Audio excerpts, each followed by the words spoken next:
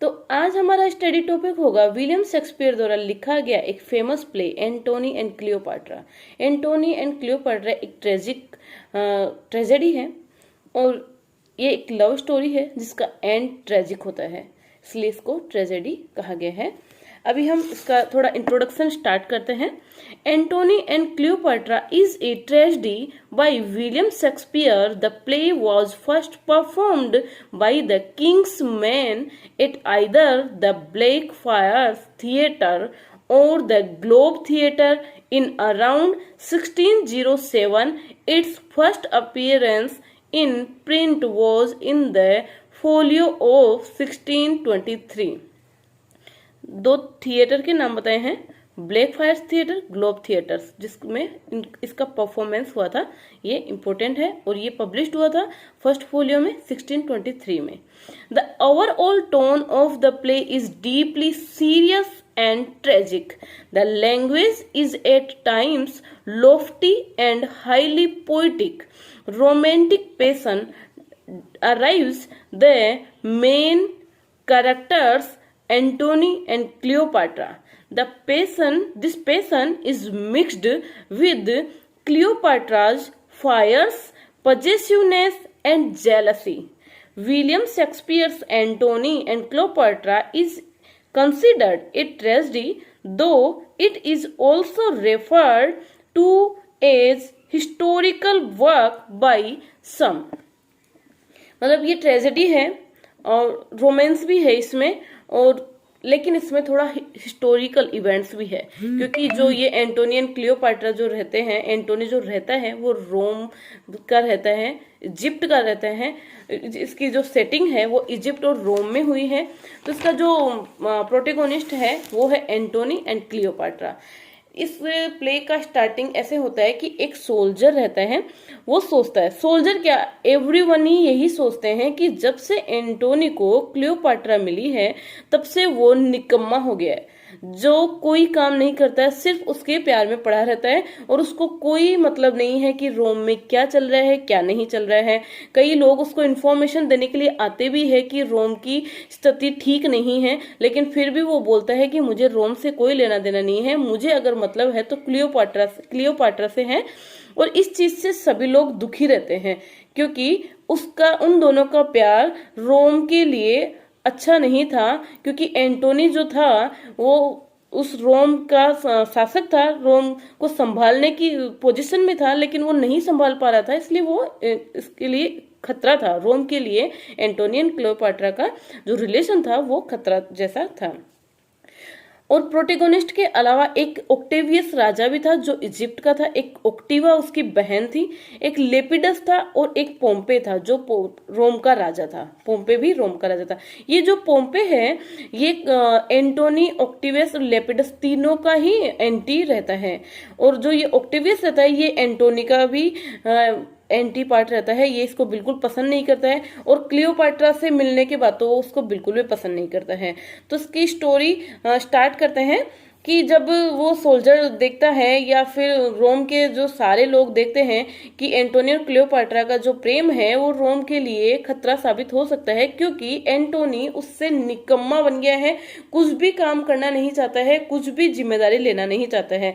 कई मैसेंजर आते हैं लेकिन उनका मैसेज सुने बिना ही एंटोनी उनको बाहर कर देता है, और क्लियोपाट्रा हमेशा उससे पूछती रहती है कि तुम मुझसे कितना प्यार करते हो, और एंटोनी कहता है कि मैं तुमसे इतना प्यार कर सकता हूँ कि मैं एक्सप्रेस नहीं कर सकता, मैं एक्सप्लेनेशन नहीं दे सकता, और उनका यही चलता रहता है जिससे सब लोग दुखी होते हैं।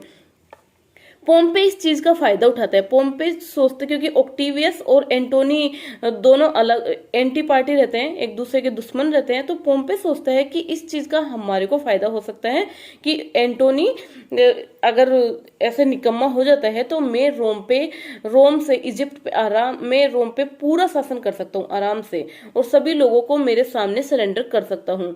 लेकिन ओक्टिवियस एंटोनी के अगेंस्ट था, रोम के अगेंस्ट नहीं था, इसलिए ओक्टिवियस एंटोनी को मतलब समझाने के लिए एक बार उसको बुलाता है, तो एक सलाहकार रहता है, वो बोलता है कि तुम्हारी बहन से एंटोनी की शादी करा दो, शायद वो संभल जाए, शायद वो रोम में में कुछ इंटरेस्ट लेने लग जाए तो ऑक्टेवियस लेपिडस एंटोनी को बुलाते हैं, उसको समझाते हैं कि क्लियोपाट्रा तुम्हारे लिए ठीक नहीं है, तुम उसको छोड़ दो और तुम रोम पे ध्यान दो। लेकिन एंटोनी बिल्कुल मानता नहीं है।